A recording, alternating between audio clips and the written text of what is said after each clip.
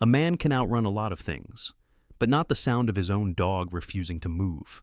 By the time Ethan Cole reached the New Mexico desert, he'd run out of places to pretend he was okay. The world here was a flat, endless sheet of rust and gold, broken only by low mesas and the whir of distant wind turbines. Heat shimmered on the horizon, turning the road into a wavering ribbon of silver. The town of Red Mesa wasn't even a dot on most maps, just a scattering of buildings around a truck stop, a shuttered motel, a bar with a dying neon sign, and an old drive-in theater with a rusted screen. It was exactly what Ethan thought he needed. He was 37, skin-tanned and lined, dark hair shaved short, the kind of solid, compact build that spoke of a lifetime of training.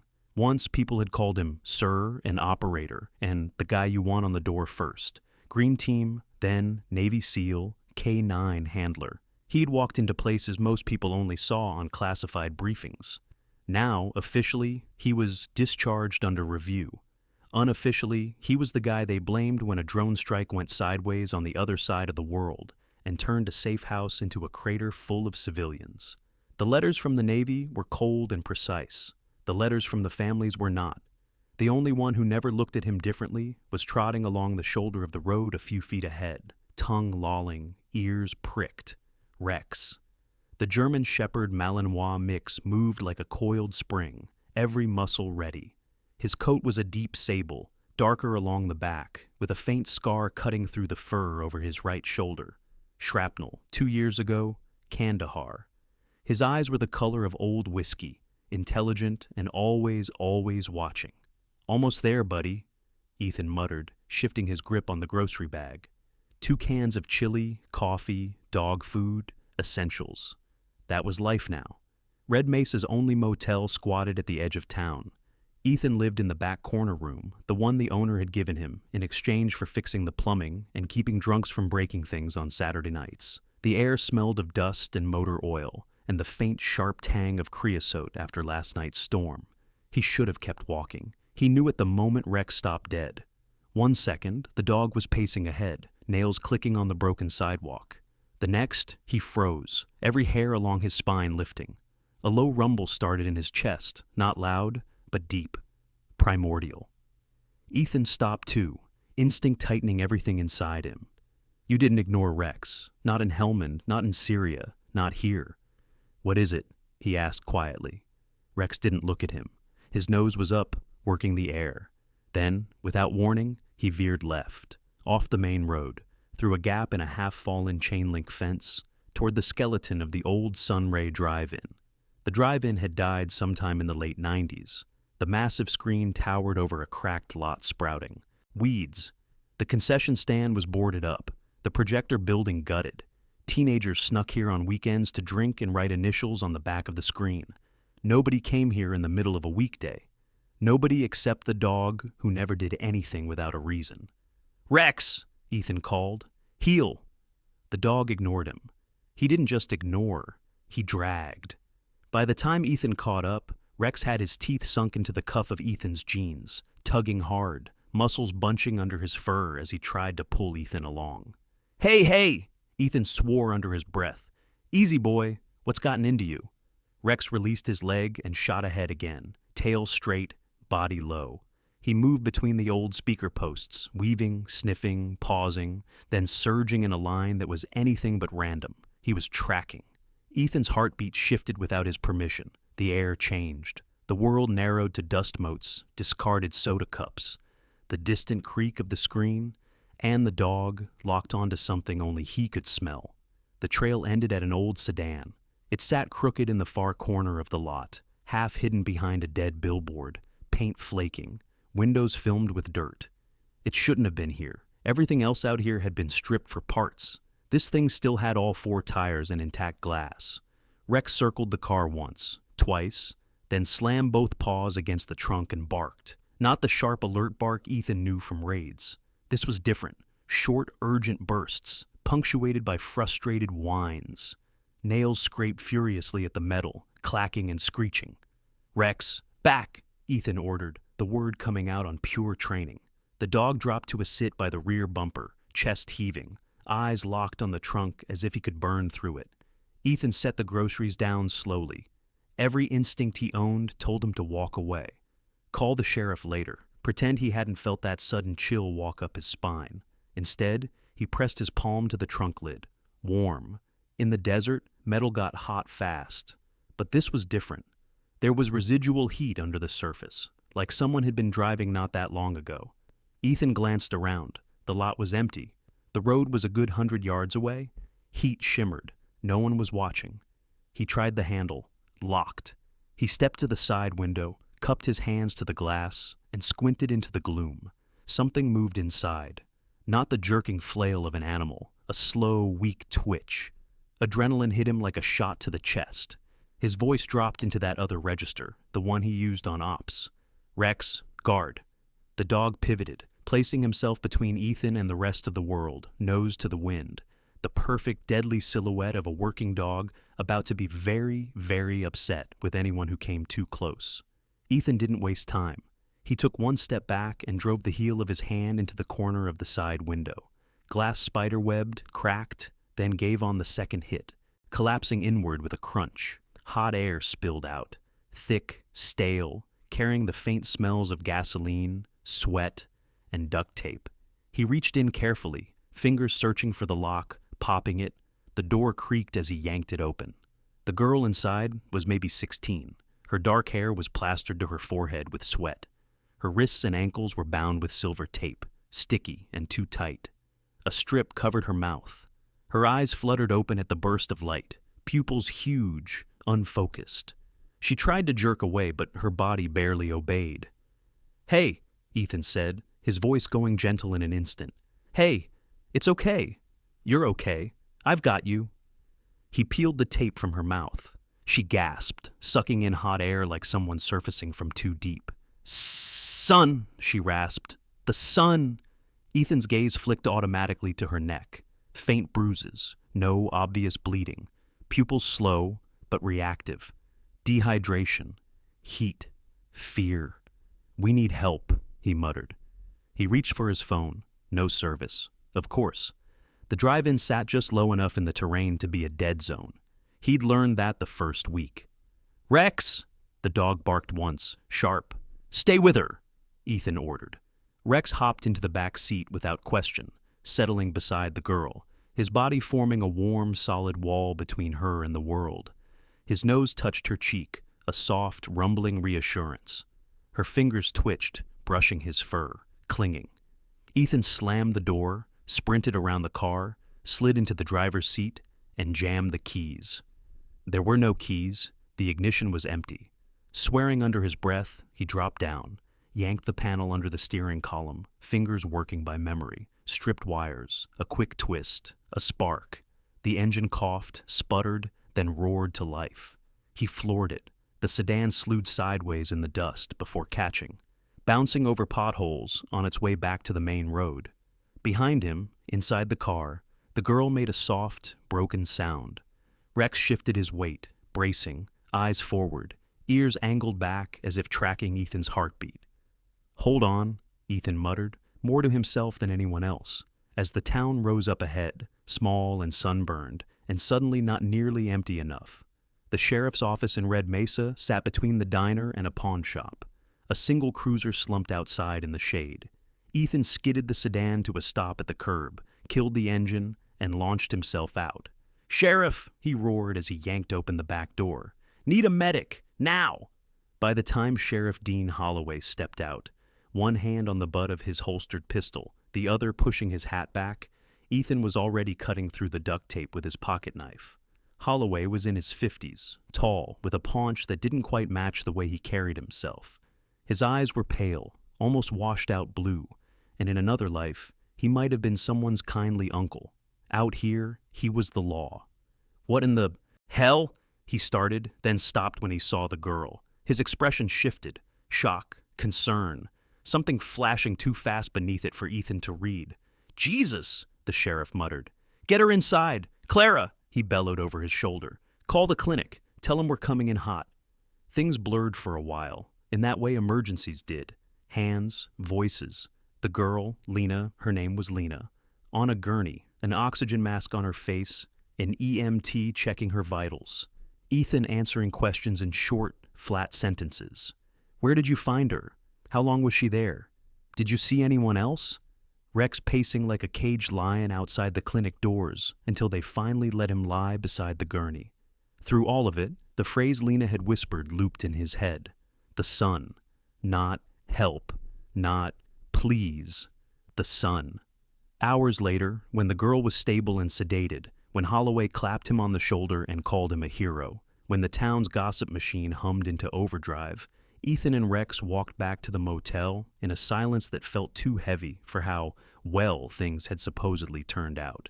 He didn't feel like a hero. He felt like a man who'd stepped on the edge of something he couldn't see the bottom of. That feeling got worse 2 days later, when Lena disappeared. No discharge paperwork, no ambulance, no explanation that made sense. One night, she was resting in a room that smelled like disinfectant and cheap coffee. The next morning, her bed was empty and every nurse suddenly had a different answer. Transferred to a bigger hospital in Albuquerque, Clara, the head nurse, said, not quite meeting his eyes. Too complicated for us. Which hospital? Ethan asked. She hesitated. Paperwork's on the way, she said. You know how it is. Ethan did know how it was, and he knew when someone was lying. Rex knew too. The dog stood in the middle of the clinic hallway, staring at Lena's empty bed, the fur along his spine rippling like a wave. He took one step toward the door, then another, stopping at the threshold as if waiting. Waiting for what? Ethan didn't know. That night, wind pushed clouds over the desert. Lightning flickered on the horizon like distant artillery. Ethan sat on the motel bed with files spread out. Old after-action reports, letters from JAG lawyers, the official summary of Coal Incident RC Zone 9. The words swam. He was tired, bone tired. Tired of being angry at people he'd never see. Tired of replaying the mistake that had killed 12 civilians and 2 of his own. Tired of wondering if he'd missed something, somewhere. Rex lay on the floor by the door, head on his paws. When the dog lifted his head, Ethan almost didn't notice. When Rex's ears pricked and he gave that soft, almost inaudible chuff deep in his throat, Ethan did. What? He asked, already rising. Rex was on his feet now, moving with purpose. Not the frantic urgency from the drive-in, and not simple curiosity. Something between. He padded to the door and looked back, eyes catching the thin line of motel room light. You want out? Ethan asked. Rex flicked his gaze to the knob, then back to Ethan. It was such a human-looking expression that it sent a prickle through Ethan's already frayed nerves. Fine, he said, reaching for the leash on the chair. Walk it is. The town at night was a different animal. Most of the trucks were gone from the diesel pumps. The diner's neon buzzed weakly. Somewhere down the road, a dog barked, then another, sound traveling in strange echoes. Heat still radiated from the blacktop, though the air had cooled. Rex didn't take the usual route.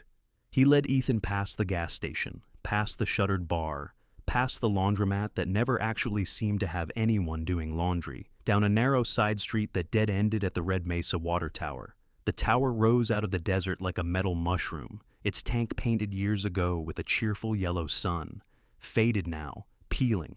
The town had been proud of that sun once.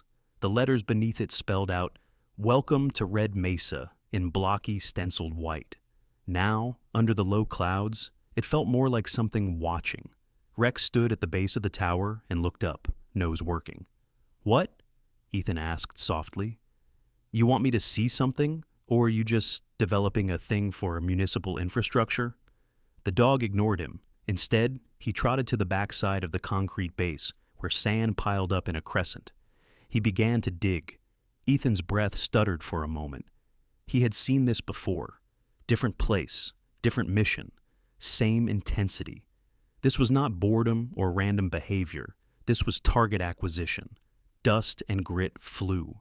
Rex was methodical, muscles working under his coat. 30 seconds, a minute. Then his paws struck something that wasn't dirt, a dull thud. He paused, glanced back at Ethan, then scraped the remaining sand away. A black plastic box emerged, no bigger than a lunch pail. Smooth, sealed.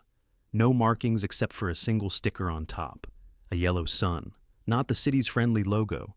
A stylized version, sharp rays, almost like blades. Ethan crouched slowly, pulse hammering. "Easy," he murmured to Rex, who stepped back but stayed close enough that Ethan could feel the dog's body heat against his arm. He brushed sand off the sticker with his thumb. Up close, he could see faint letters printed beneath the sun. Solaris Security Services. The name rang a bell somewhere in the back of his mind, not from TV ads or town talk, from briefing slides, from the classified side of the world. Private security contractors with glossy brochures and very little oversight. "What are you doing in my town?" Ethan whispered. The box had a small circular latch, no padlock, no combination. Almost as if whoever had buried it thought the desert was security enough. Ethan popped the latch and lifted the lid. Inside, nestled in, foam were three things: a satellite phone, an external hard drive the size of a cigarette pack, and a stack of laminated plastic cards bound with a rubber band. He picked one up. It was an ID card, the kind you used to get through secure doors. It bore a logo, a stylized sun again, and a photo of a man in his 40s, dark-haired, smiling in a way that didn't reach his eyes. Name, Randall Pike. Position, Director, Border Operations. Company Solaris Security Services. The chill that rolled through Ethan's chest this time was different. Randall Pike had once been Lieutenant Commander Pike, Ethan's CO, the man who had signed off on the drone coordinates that ruined Ethan's life. Rex's breath huffed near his hand, hot and steady. The next card wasn't an ID, it was a badge. Bronze, heavy, stamped with the words Federal Contractor and a series of numbers. Another card, access credentials, printed with zones and clearances. Another, a laminated map dotted with small suns. The suns formed a line along the border, not at the official crossings. Out in the forgotten stretches, dry riverbeds, arroyos, abandoned ranches. Ethan recognized two of the coordinates immediately. He'd seen them in mission plans. The satellite phone was already on, its small screen faintly glowing. There was a message waiting, marked with a tiny envelope icon. Ethan hesitated. Then he opened it. Meet time confirmed, same drop site, no delays. Cargo moves when the sun goes out. RP. The desert seemed to tilt under his feet. Cargo. A girl bound in the trunk of a car whispers about the sun. A buried cache stamped with Pike's new logo. Rex whined, just once, low and uneasy. Ethan shut the box and stood slowly, eyes scanning the horizon. In that moment, the structure of his world shifted. Lena's abduction wasn't random. Solaris wasn't just selling sensor towers and surveillance drones. The coordinates on that map weren't just about keeping people out. They were routes, and cargo moving under cover of their own systems. He had seen ugly things in his career. People always found ways to make money off suffering, but this had Pike's fingerprints all over it. And if Pike was here, in Red Mesa's orbit, using Ethan's old unit's tech to run something in the shadows, then the drone strike that had destroyed Ethan's life might not have been a tragic error at all. It might have been a field test. Rex shifted closer, pressing his flank against Ethan's leg. "Yeah," Ethan whispered, his voice rough. "I know, buddy, I know." He put everything back in the box, snapped it shut, and reburying it just deep enough to hide, not enough to lose. Evidence. But evidence wasn't enough. Not yet. Not here. They needed proof. They needed to understand what "when the sun goes out" meant. And they needed to do it without anyone knowing they knew. For 3 days, Ethan played the part of a man who had done a good deed and gone back to, quietly failing at his own life. He fixed the ice machine at the motel. He changed the oil for a trucker too tired to do it himself. He nursed a beer at the bar and listened. Red Mesa had always been a crossroads. People passed through with stories half told, secrets trailing behind them like exhaust. Now, with the new border security contract the sheriff bragged about, best tech in the business, keeps the bad guys out and money in the county, there were more men in crisp polos with company logos at the diner, more unmarked SUVs with government plates, more security cameras going up on poles. Rex watched everything. He sat by the diner window while Ethan pretended to read the paper. His gaze tracked every Solaris truck, every federal agent. When Holloway walked in, laughing too loudly, slapping shoulders, Rex's ears flattened for a moment. Ethan noted that. He also noted the way the sheriff's eyes flicked, almost involuntarily, toward the water tower every time he stepped out into the sunlight. At night, Ethan and Rex walked. They followed the faint glow of new floodlights on distant ridges. They watched drones buzz overhead, small, quiet, almost invisible. They saw black SUVs heading out into the desert along unmarked dirt tracks. On the fourth night, the text came through on the satellite phone. New cargo arrives, O100.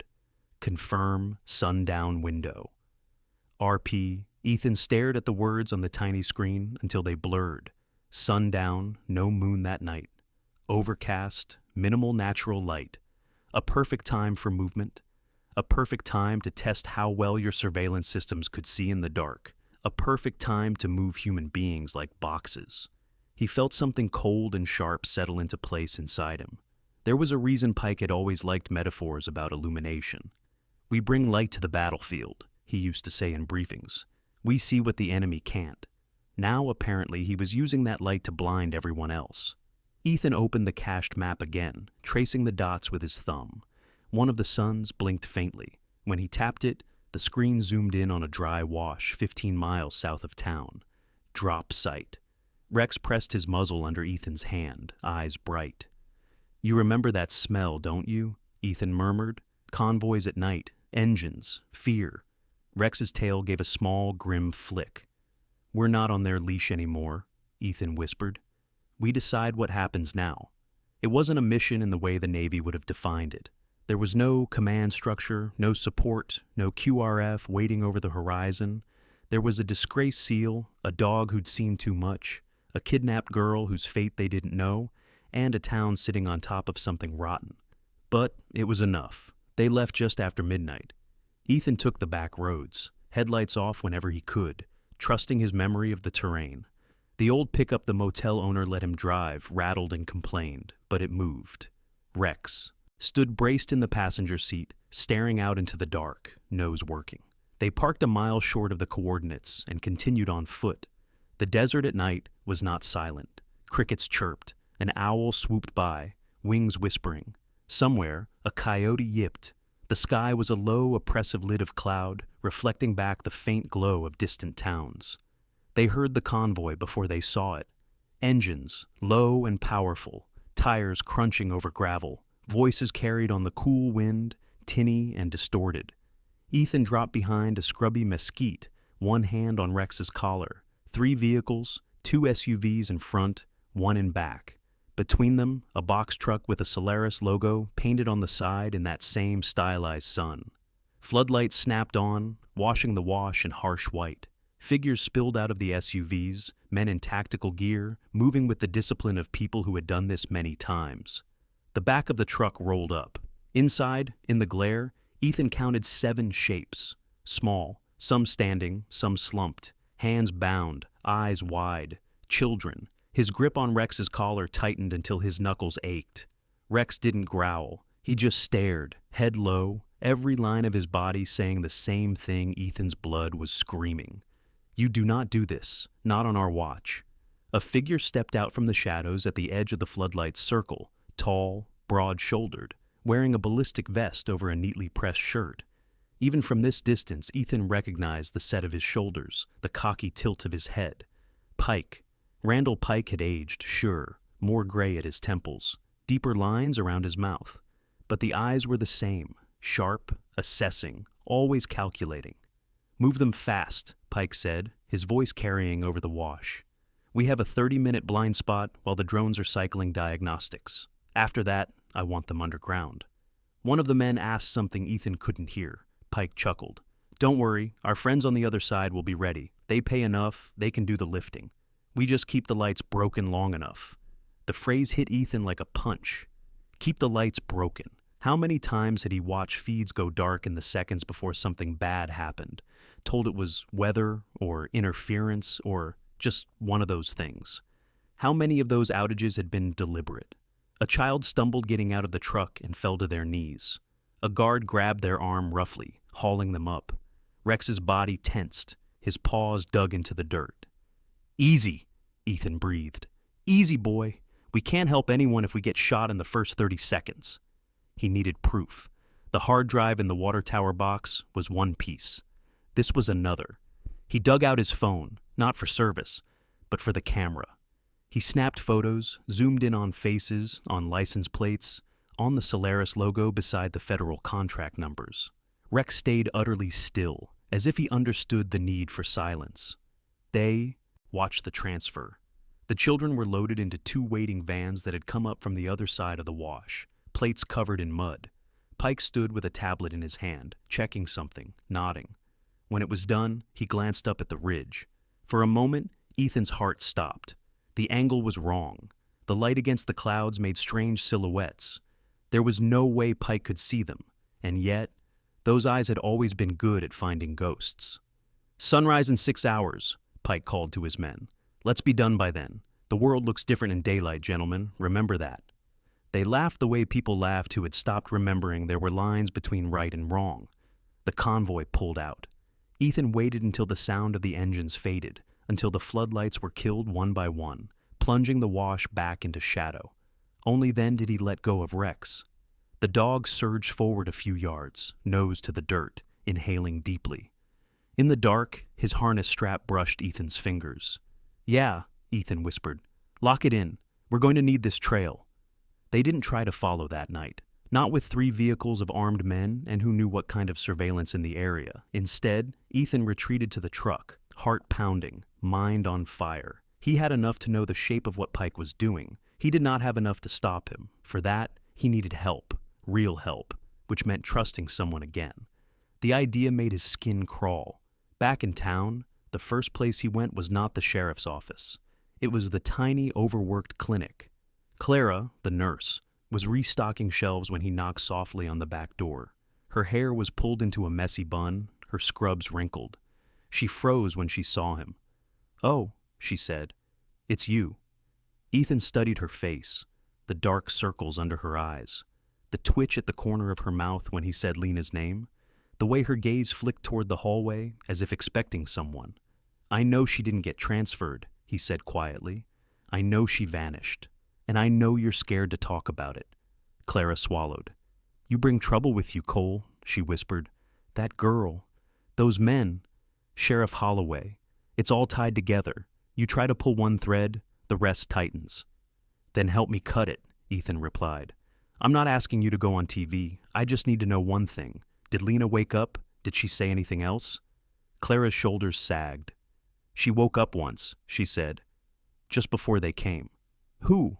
"Federal contractor. Solaris." Her lip curled slightly on the name. "They had papers. Orders. Sheriff signed them, said she was a witness in a trafficking case and needed to be moved for her own safety." "Do you believe that?"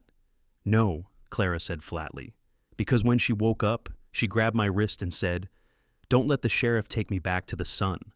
And then she passed out again. The sun, the box, the trucks. Pike. Ethan felt Rex press against his leg, as if reminding him he wasn't standing there alone. "Thank you," he said. Clara's eyes filled unexpectedly. "They used to send me Christmas cards," she whispered. "Students I'd patched up, old folks I'd held hands with.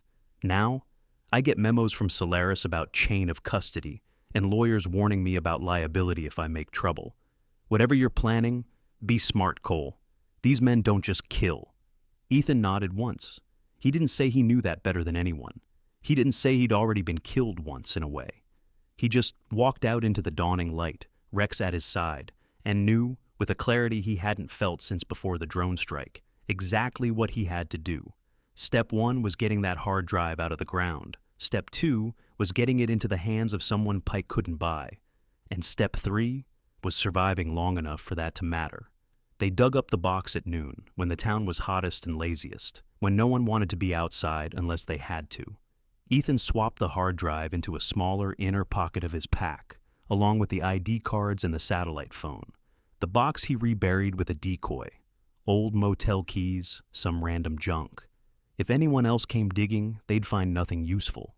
He thought about just driving straight east, hard, not stopping until they hit a bigger city, a federal office, a news station, throw the evidence on a desk, watch the world burn. But Solaris had eyes on the roads, The contract gave them control of every checkpoint, every camera, every smart sensor out there. Pike didn't need to chase him. He could just wait for the border to do his work, which meant the only way out was the way in, the back way, the old ranger trails. There was exactly one person in town who knew those like the lines on their own hands: Sheriff Holloway. The irony burned. He found Holloway at the edge of the football field behind the high school, watching teenagers run drills in the heat. The sheriff's hand rested on his belt. He looked, in that moment, like just another small-town lawman. Rex didn't buy it. The dog's hackles lifted as they approached, a low rumble starting in his chest. Kids glanced over, moved a little farther away. "Easy," Ethan murmured, laying a hand on Rex's harness. Holloway turned, shading his eyes, a smile already forming, until he saw Ethan's face. Then the smile faded, just a little.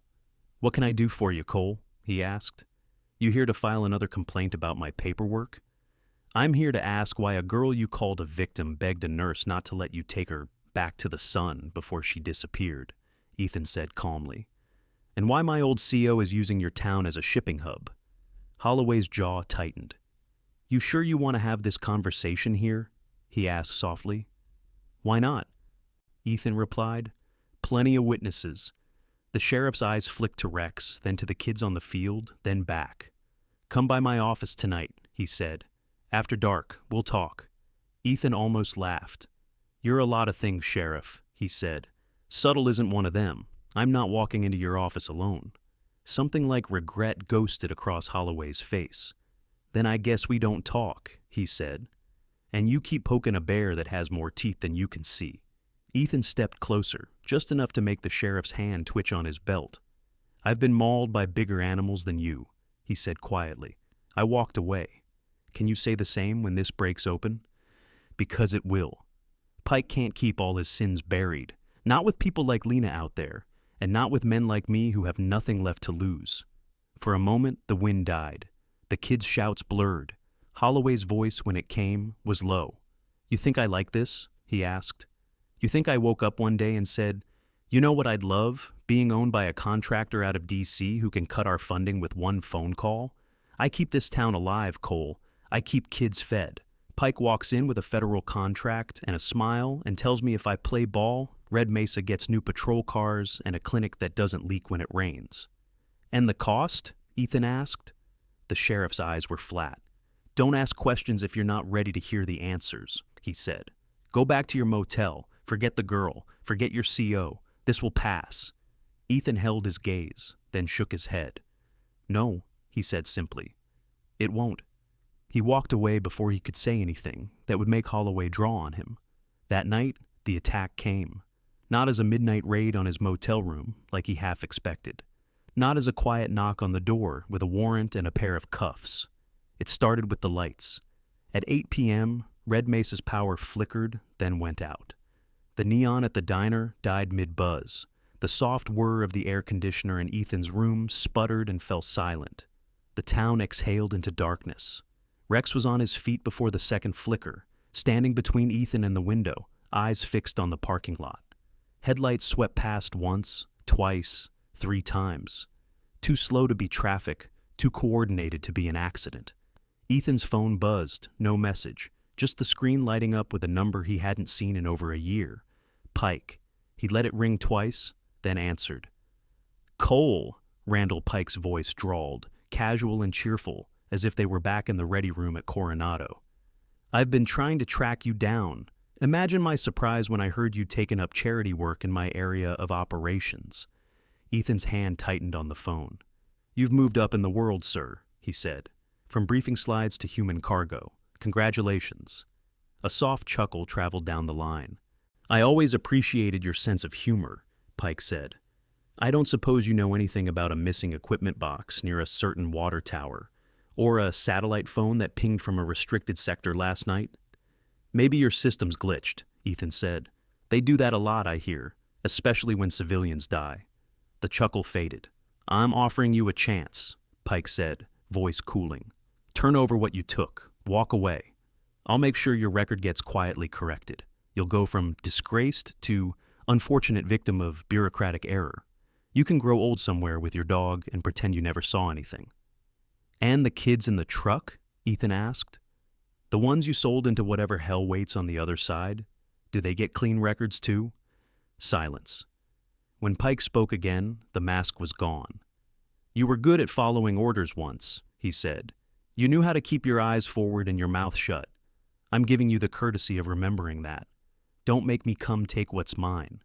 You won't like how that ends. Ethan looked down. Rex was staring at him, ears forward, like he understood every word. You already took everything that was mine, Ethan said quietly. My unit, my name, my sleep. The only thing left is the part of me that still knows the difference between a mission and a war crime. I'm not giving that up too. Pike sighed. Have it your way, he said. When the sun goes out, some people see stars. You're not one of them. The line went dead. Headlights swept across the curtains again, braking hard this time. Rex growled. Ethan dropped the phone, grabbed his pack, and swung it onto his shoulders in a single, practiced motion. The hard drive thumped against his spine. Move, he said. They went out the bathroom window, into the alley behind the motel, seconds before the front door exploded inward under someone's boot. Rex hit the ground in a clean, controlled jump. Ethan followed, rolling, springing up, already scanning.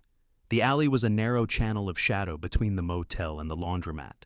The sky overhead glowed faintly from the spillover light of distant towns. Voices shouted at the front, feet pounding on concrete, too heavy to be the usual crowd. Pike hadn't sent local deputies. He'd sent professionals. Rex took point, nose high, ears swiveling. Ethan followed a step behind, ducking under sagging power lines, skirting trash cans, cutting across the back lot of the pawn shop. They moved like they had always moved, two parts of a single unit. Gunfire cracked behind them. The motel sign shattered, raining sparks over the parking lot. Someone shouted, "Back! Back! Target's on foot!" A round slapped into the wall inches from Ethan's shoulder. Plaster dust sprayed. He cut left into the thin line of scrub that separated town from desert, and Red Mesa tried to swallow them. Lights flared to life on the ridges. Flood beams snapped on, sweeping the slopes. Drones hummed overhead, their tiny rotors barely audible over the pounding in Ethan's ears. They were in Solaris's house now. Every camera, every sensor, every algorithm was tuned to find two heat signatures moving fast away from town. They needed to disappear. "Rex!" Ethan hissed. The dog glanced back. "Tunnel," Ethan said. It wasn't a command Rex had ever been taught, but somewhere in his training, somewhere back in the days when he'd learned to find air pockets in collapsed buildings and low entries under walls, the dog understood. He darted toward the main drainage ditch that ran under the highway. A culvert, concrete and rank with stagnant water, the kind of place no one wanted to crawl through unless they had no choice. Tonight, they had no choice. They slid down the embankment together, splashed into ankle-deep water, and ran, hunched under the low, echoing ceiling. The roar of the highway above became a muffled thunder. The glare of searchlights cut off sharply at the tunnel's mouth. For a few precious seconds, they were blind to the outside world, and the world was blind to them. "You know where we're going?" Ethan panted, half laughing, half breathless. Rex tilted his head just enough to bump Ethan's leg, then kept running. When they emerged on the far side, away from town, the desert opened up in front of them. No lights, no houses, just sageland, low and rolling, dotted with scrub and cacti and the long, dark silhouettes of wind turbines turning slowly against the clouds. The turbines were new. Pike's company had insisted on them as part of a green energy initiative for the region. People had grumbled about the noise and the blinking red lights at night. Ethan had seen the blueprints. The maintenance building at the base of the biggest turbine wasn't just for spare parts. It housed a server rack, a mainframe that tied every drone, every camera, every sensor for 50 miles into one hub. If he needed a place to hit Solaris where it hurt, that was it. He glanced at Rex, whose tongue lolled slightly as he ran, eyes bright. "You led me to the box," Ethan said. "Now I'm leading you." The turbines loomed larger as they approached, red warning lights pulsing at their tips. The air was full of a low, constant whoosh, like the breath of some enormous, indifferent machine. The maintenance building was a squat concrete block at the base of the central tower, surrounded by a chain-link fence topped with razor wire. A single camera peered down at the gate. A keypad blinked green. Rex sat in the shadow of a boulder, while Ethan crawled closer, belly to dirt, counting patterns. The camera panned left, right, lingered in the center. 2-second blind spot on the sweep, he murmured. Sloppy. He moved on the third pass. By the time the camera came back, he was inside its blind cone beneath it, pressed against the wall. Up close, he could see the model number stamped on its casing. Solaris. Of course. He reached up, fingers deft, and loosened a panel, pulling a cable just enough to fuzz the feed without killing it. Static streaked the lens. Somewhere, an operator muttered about losing resolution. It bought him 60 seconds. He ducked back to the fence, clipped the wire with his multi-tool, and slipped through, Rex at his heels. The door to the maintenance building was locked. Ethan's stolen badge, Pike's picture turned inward, fit the reader perfectly. The smell inside hit him first. Cold metal, ozone, the faint tang of hot circuitry. And under it all, a sour human note. Fear. There was someone in here. A figure spun around as the door shut. A young man, early 20s, Solaris polo, lanyard around his neck, eyes wide. "What are you doing?" he started. Rex stepped forward and growled. The man's words died. "Hands where I can see them," Ethan said, drawing his pistol. "Slowly."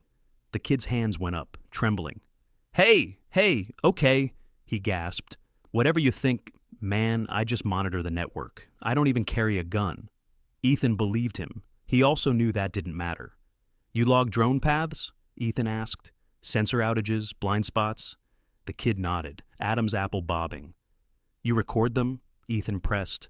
"Somewhere off-site so Pike can prove to the feds he's doing his job?" Another nod. Ethan jerked his chin at the central rack. A column of blinking lights, cables, hard drives. "All that?" he asked. "It's mirrored," the kid stammered. "Satellite uplink, government oversight servers, redundancy, in case of, attacks." "Good, perfect." Ethan stepped closer, keeping the gun steady. "What's your name?" he asked. "Luis," the kid whispered. "Luis, listen to me very carefully," Ethan said. "Your boss is running people through his own gaps. He's selling kids under the cover of the system you maintain. Everything he does on that front, he does like he does everything else, with receipts. That means this rack right here has a record of every time he manually dropped coverage, every time cameras went dark, every equipment malfunction." Luis's eyes darted to the monitors. "I don't," he started. "You do," Ethan said, voice hardening. "You might not want to know, but you do, and someday, some senator is going to drag you into a hearing and ask why you kept that job. So here's your shot at a better answer. You're going to help me pull those logs. Then you're going to hit send to someone Pike can't touch fast enough." Luis swallowed again. "If I help you," he whispered, "I'm dead." "If you don't," Ethan replied. "How long do you think you last when Pike realizes the only person who could have noticed his pattern was you?" A beat. Then, slowly, Luis lowered his hands. "What do you need me to do?" he asked. Rex's tail gave one. Small thump against the floor. 40 minutes later, Ethan had what he needed. A compressed file, heavy with time-stamped logs, manual overrides, drone paths suddenly diverted from certain coordinates at certain times. Luis had even thrown in access codes and a direct uplink channel to a federal oversight office in El Paso. Contacts he wasn't supposed to have, but had kept just in case. "Why are you doing this?" Luis asked quietly as Ethan sealed the external drive into a waterproof sleeve. "Because a girl asked me not to let the sun swallow her," Ethan said. "Because a dog didn't listen when I told him to heel. Because a man I used to trust turned the tools we built for protection into weapons against the people we swore to defend. Pick your reason." "Will this fix anything?" Luis asked. Ethan's gaze dropped to Rex. The dog stared back, calm, steady. "It's a start," Ethan said. Outside, the wind picked up. The turbines groaned, and the sound of approaching engines rolled across the desert. Pike had found them. "Back door?" Ethan asked. Luis nodded, pale. "Emergency hatch," he said, pointing to a small metal door partly hidden behind a rack. "Maintenance only. It drops down to the base of the hill. No cameras. Too steep for a truck." "Perfect," Ethan said. "You coming?" Luis stared at the door, then at the monitors, where a row of camera feeds showed SUVs converging on the compound, and in one, Sheriff Holloway's cruiser hanging back, lights off. "You can walk out now," Ethan said. "Pretend you saw nothing. Or you can move before Pike decides the safest way to secure this place is to put a bullet through the only person who knows where the logs went." Luis grabbed his backpack without another word. They hit the hatch just as the first SUV slammed to a stop at the front gate. Sliding, scrambling down the rocky slope, Ethan felt a strange, fierce calm settle over him. He had evidence. He had at least one insider. He had a target, an uplink number that would blast this file straight into the inboxes of people legally required to care. And he had Rex. The last part mattered more than he would ever be able to explain. By dawn, they were 15 miles from town, holed up in an abandoned roadside chapel with boarded-up windows and a cracked bell that would never ring again. Luis slept in a pew, snoring softly, utterly spent. Ethan sat near the altar with the satellite phone in his hand. The number Luis had given him was printed on a crumpled, coffee-stained note, a direct line to an internal affairs agent who had tried, once, to audit Solaris and had been conveniently reassigned. Rex lay at Ethan's feet, head on his paws, amber eyes upturned. "You ready, partner?" Ethan asked. Rex's tail thumped once. Ethan plugged in the hard drive, held his breath, and hit send. The file transfer bar crawled across the tiny screen. 15%, 30, 60. Outside, a bird called. A truck rumbled faintly on the highway, oblivious. 99, complete. For a moment, the chapel felt very, very quiet. Then the phone rang. Unknown number, federal prefix. Ethan answered. "Whoever this is," a woman's clipped voice said on the other end, "you just sent me enough classified telemetry data and control logs to ruin both our careers. Tell me why I shouldn't trace your signal and have you arrested." "Because the logs show a pattern of deliberate surveillance outages coinciding with the movement of trafficked minors," Ethan replied.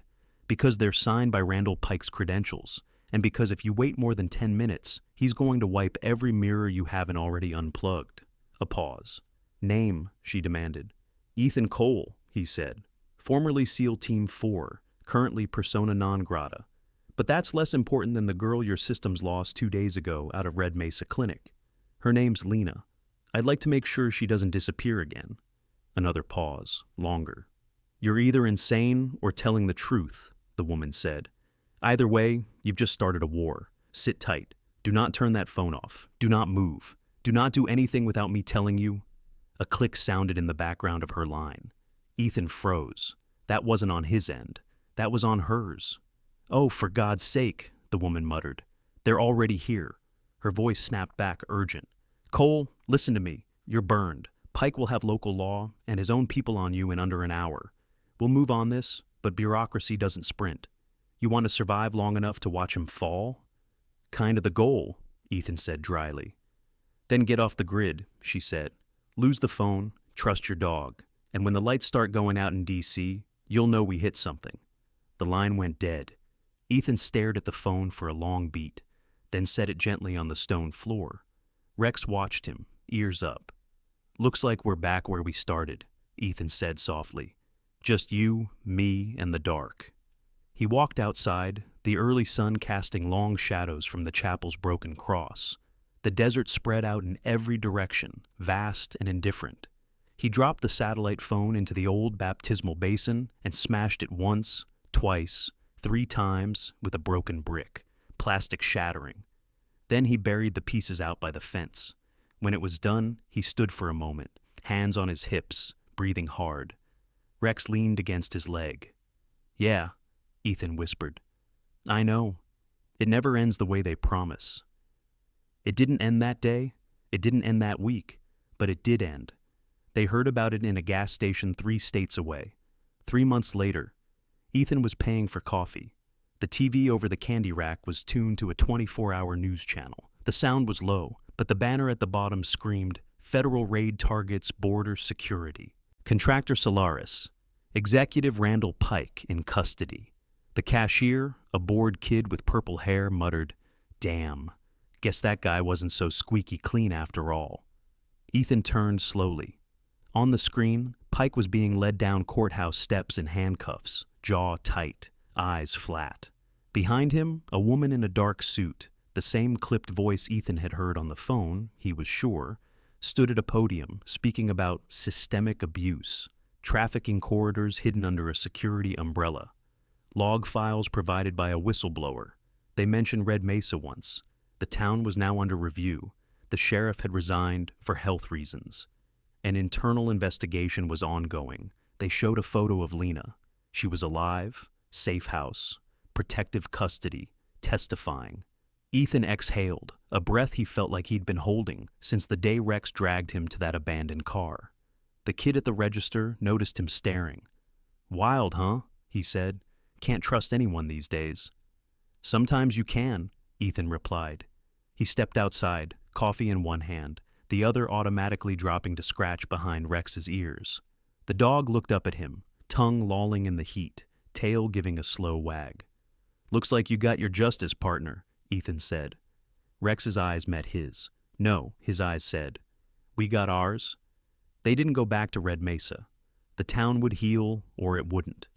That wasn't Ethan's call anymore. Instead, he and Rex drifted east, then north, following winds and odd jobs and the kind of work that started to find them quietly. A call from Clara about a cousin in trouble in another town with another too helpful contractor. An email from Luis with a forwarded note from that federal agent. "If you ever want a job keeping men like Pike honest, call me."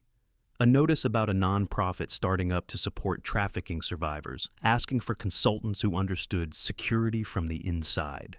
Ethan never called the agent back, but he did show up at the nonprofit. They offered him a position on the spot. "Operational security," the director said. "Risk assessment. Protection for people who have every reason to be afraid and no reason to trust." Ethan looked at Rex, who sat calmly at his feet in the office, head high, wearing a borrowed service vest with the words "Support Animal" across the side. "I can't promise I'll be polite to your donors," Ethan said. The director smiled faintly. "I'm not hiring you to be polite," she said.